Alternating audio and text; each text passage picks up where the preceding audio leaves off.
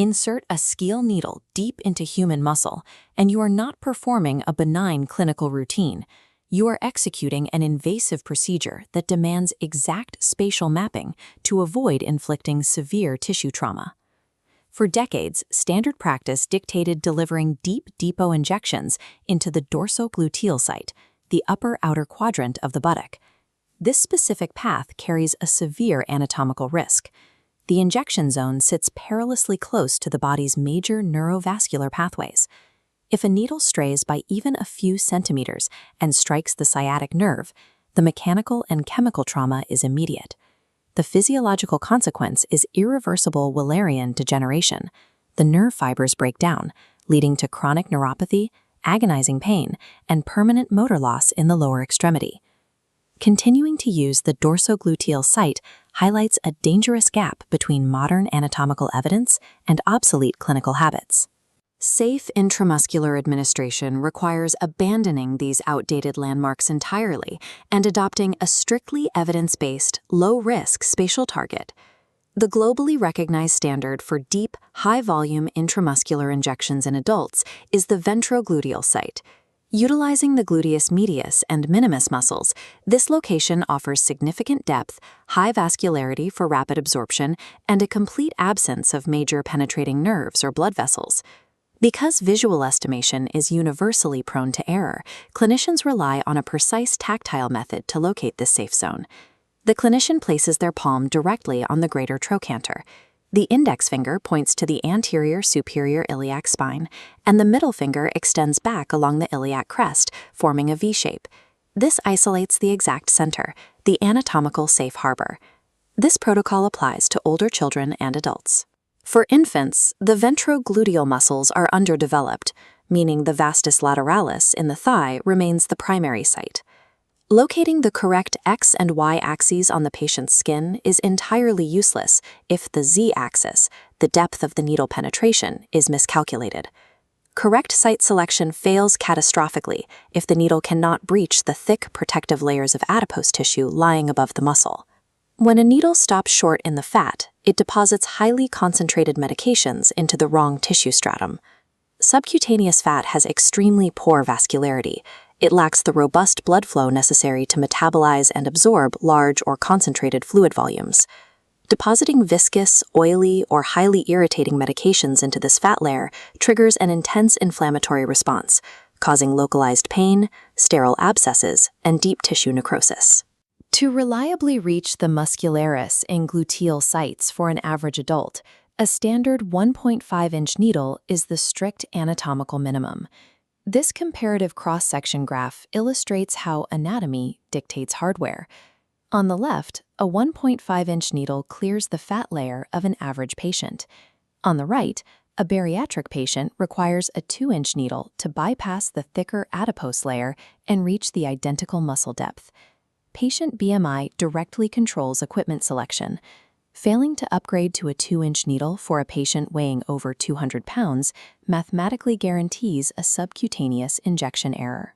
Piercing the muscle is only the first half of the mechanical equation. The clinician must then ensure the pressurized fluid remains permanently trapped inside. Driving a standard needle perfectly perpendicular into the skin creates a structural vulnerability, a low-resistance, linear escape channel. The dense fibers of muscle tissue hold natural internal pressure. When fluid is forced into this space, that pressure actively pushes the viscous liquid back up the linear track towards the skin's surface. The Z-track method is a mechanical intervention designed to deliberately misalign the resting tissue planes to block this escape route. The non-dominant hand applies lateral pressure, shifting the top layers 1.5 inches to the side. This pulls them out of alignment with the stationary muscle. Held securely, the needle inserts at 90 degrees. Fluid is delivered slowly, remaining for a 10-second countdown.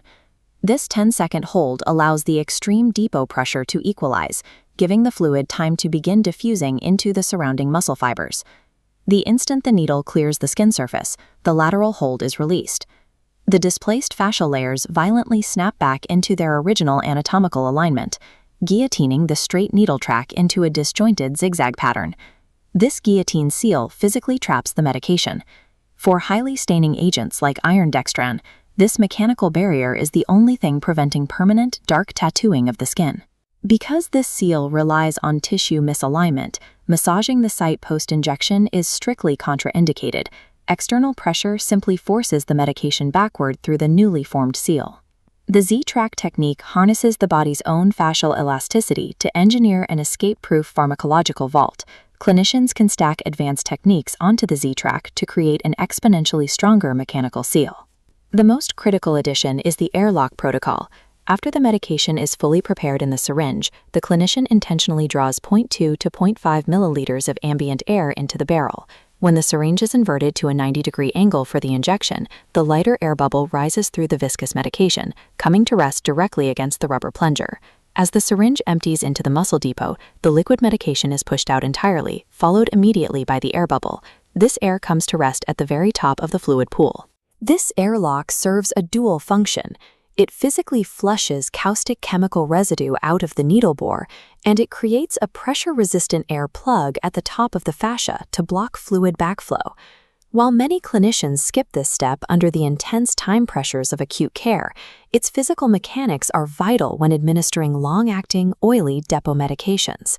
Clinical excellence relies on stacking these small, deliberate physical interventions to mitigate all possible vectors of failure. These biomechanical theories are validated by measurable, real-world clinical outcomes from recent randomized controlled trials. Data from the IMZ-Bull study shows medication leakage plummeting from 10.03 millimeters using standard techniques to 6.93 millimeters with Z-Track.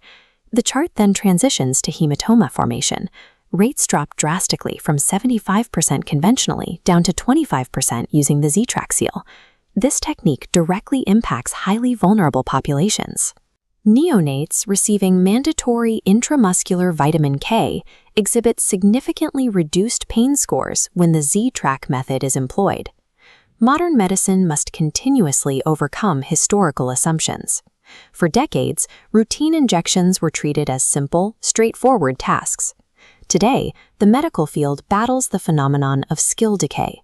Basic clinical competencies are frequently bypassed for speed, and high-risk invasive injections are incorrectly treated as trivial, rote procedures. Closing this knowledge-to-action gap requires the institutional standardization of these protocols across all acute and chronic care settings. Mastering the Z-Track technique is a core biomechanical imperative. It is the precise physical execution of the professional commitment to do no harm.